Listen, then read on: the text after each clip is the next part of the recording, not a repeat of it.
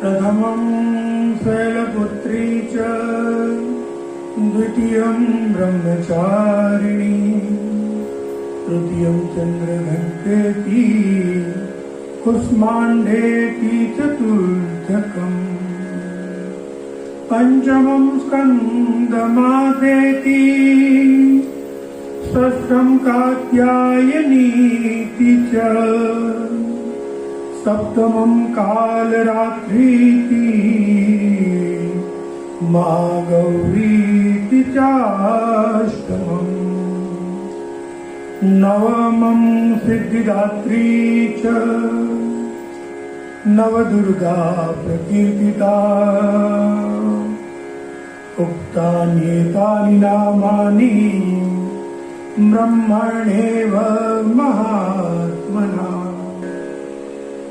ये सारी शक्तियां अपने साथ एक दूसरे स्वरूप में भी है। आइए उनका दर्शन कर लेते हैं। मां शैलपुत्री, आयुर्वेद में इनको हरण के नाम से जाना जाता है। इनका एक नाम हिमावती भी है। इनको पथ्या, हरितिका, अमृता, कायस्थ, चेतकी और श्रेयसी ऐसे 7 नामों से जाना जाता है। आयुर्वेद में ऐसा कहा गया है कि हरड़े ये औषधियों की मां है। नित्य हरड़े का अगर योग्य ढंग से सेवन किया जाए तो शरीर में ये कोई बीमारी नहीं आने देती है। दूसरी दुर्गा ब्रह्मचारिणी। ब्रह्मचारिणी का अर्थ ज्ञान देने वाली। ये हमारे साथ में मां ब्राह्मी के रूप में अभी भी विद्यमान है। आयुर्वेद में ब्राह्मी औषधि के रूप में है। ये औषधि का सेवन करने से याद शक्ति बढ़ती है, अपनी स्मृति तेज होती है, आयु में वृद्धि होती है। तीसरी शक्ति मां चंद्रघंटा। आयुर्वेद में चर्महंती, ये चंद्रसूर नामक एक औषधि है जो धनिये के समान दिखती है और इनका अगर योग्य रूप से सेवन किया जाए तो ये पेट के सारे विकार दूर करके मोटापा कम कर देती है। ज्यादातर बीमारियों का मूल मोटापे में निहित है। तो मां चंद्रसूर का ग्रहण करके मोटापा दूर किया जा सकता है।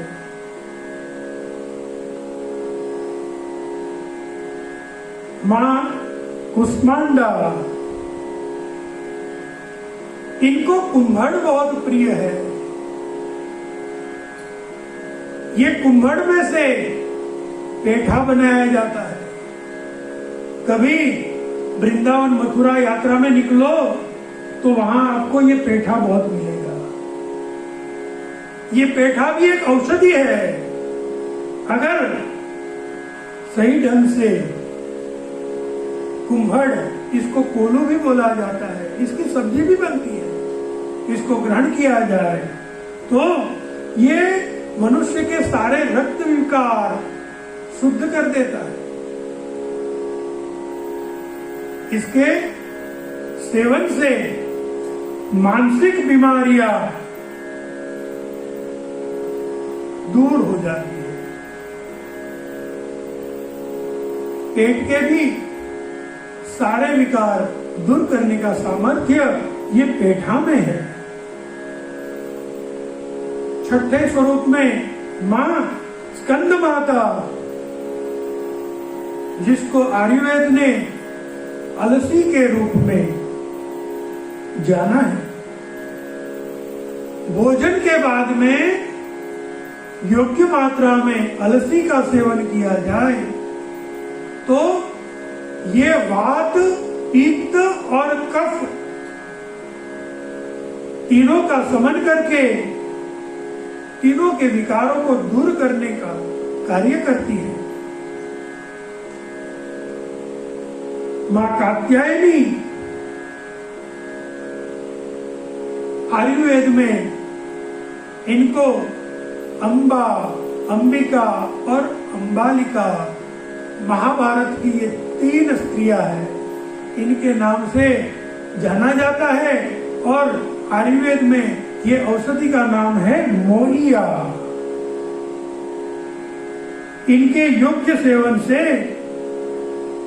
कफ, पित्त एवं गले के रोग को दूर करने का कार्य करती है।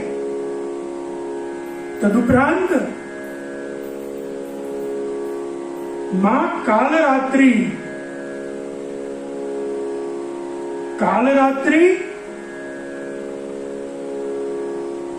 इनको आयुर्वेद में नागदौन नामक औषधि से जाना जाता है। नागदौन का सेवन करने से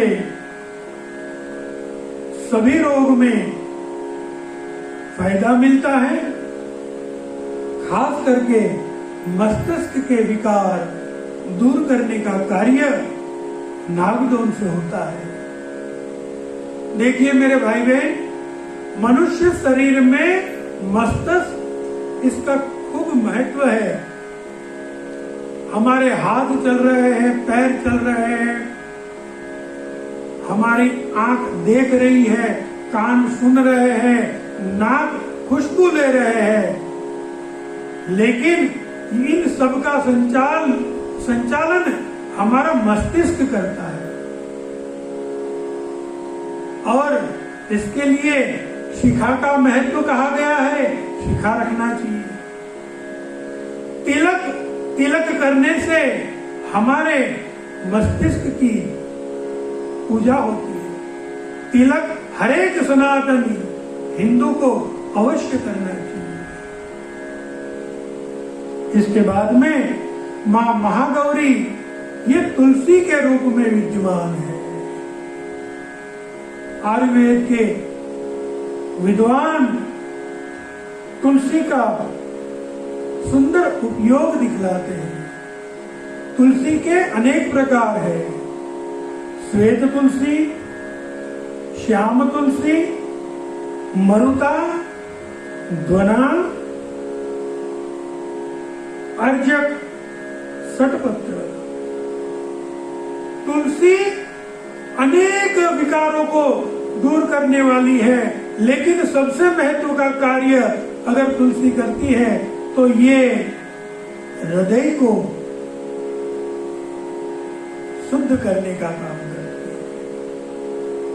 मां महागौरी के स्वरूप तुलसी का यदि हर रोज भूखे पे 11-15 पत्ते लेकर मुंह में चबा लिया जाए तो ये हृदय के विकारों को दूर करने में सामर्थ्यवान है। और 9वीं सिद्धिदात्री के स्वरूप में आयुर्वेद शतावरी, जो नारायणी वृक्ष बोला जाता है, शतावरी के सेवन से मनुष्य के बल, बुद्धि और विवेक में वृद्धि होती है। इस प्रकार मां नवदुर्गा सदैव हमारे साथ है। औषधि के रूप में भी इनका अवश्य आशीर्वाद लेना चाहिए।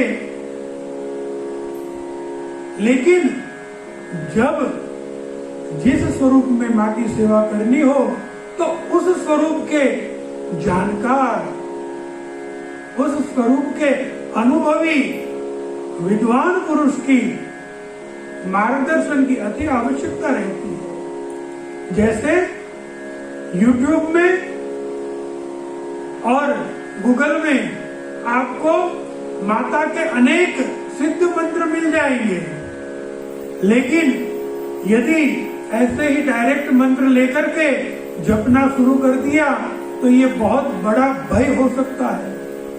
सावधान, किसी भी शास्त्र, किसी भी मंत्र का ऐसे ही सेवन नहीं करना चाहिए, उनकी शुद्धि करवाना आवश्यक है। और इसके लिए वो मंत्र के जानकार किसी ब्राह्मण के पास, किसी विद्वान के पास वो मंत्र की शुद्धि करवाना चाहिए। उनके सामने वो मंत्र की एक माला जपेंगे, कुछ समय के लिए बोलेंगे, तो बोलने में जो हमारी कुछ अशुद्धि रह जाएगी वो साफ कर देंगे और बाद में अनुष्ठान किया जाएगा, तभी उसका पूरा फल आपको मिलेगा। अन्यथा सुप्रसिद्ध कथा है, रावण, विभीषण एवं कुंभकर्ण तीनों ने एक सरखी साथ में मिलके तप किया, भगवान को प्राप्त किया। रावण ने जो चाहा उसको मिल गया, विभीषण ने जो चाहा उसको मिल गया, कुंभकर्ण उसने जो चाहा नहीं मिला। वो क्या चाहता था, क्या हो गया? क्यों ऐसा क्यों हुआ? क्योंकि मंत्र शुद्धि नहीं थी, बोलने में अशुद्धि आ गई। वो मांगना चाहता था इंद्रासन और बोल बैठा निंद्रासन। इंद्र और निंद्र आधे मात्र का फर्क हुआ। इंद्रासन की बजाय 6 महीना सोने का निंद्रासन मिल गया। भागवत में एक अन्य कथा है, इंद्र को मारने के लिए उत्पन्न करना चाहते थे और वज्रासुर नाम का ऐसा योद्धा प्रकट हुआ, लेकिन मंत्र के उच्चारण में आधी मात्रा का फर्क हो गया। इंद्र को मारने के बजाय इंद्र के हाथ से मरने वाला योद्धा प्रकट हो गया और वो वज्रासुर इंद्र के हाथ मारा गया। इसलिए किसी भी मंत्र को अपने आप रटना शुरू नहीं कर देना चाहिए। मंत्र की शुद्धि अति आवश्यक है। इसी प्रकार किसी भी औषधि का सेवन अपने आप नहीं करना चाहिए। वो औषधि के जो जानकार है उनसे पूछना चाहिए, क्योंकि हर एक औषधि की एक मात्रा होती है। योग्य मात्रा में सेवन करने पर वो फलदाता बनती है। वैसे तो दूध को अमृत कहा जाता है, दूध अमृत के समान बल देने वाला है, लेकिन कुछ समय ऐसे भी होते हैं कि उसमें अगर दूध पिया जाए तो जहर का काम करता है, वो मार भी देता है। तो ये जानकारी अपने पास नहीं है, तो इसके जानकार के कदमों में पूछना चाहिए, बाबा हमें बताइए। योग्य मार्गदर्शन से देवी की आराधना करनी चाहिए। बोल साचे दरबार की जय, नौ दुर्गा मात की। આપના આપ્તજનોને સંભળાવી આપનું અને સત્સંગીઓનું જીવન ધન્ય કરશો એ જ અભ્યર્થના સાથે સત્સંગ પરિવારના જય સિયારામ, જય સિયારામ।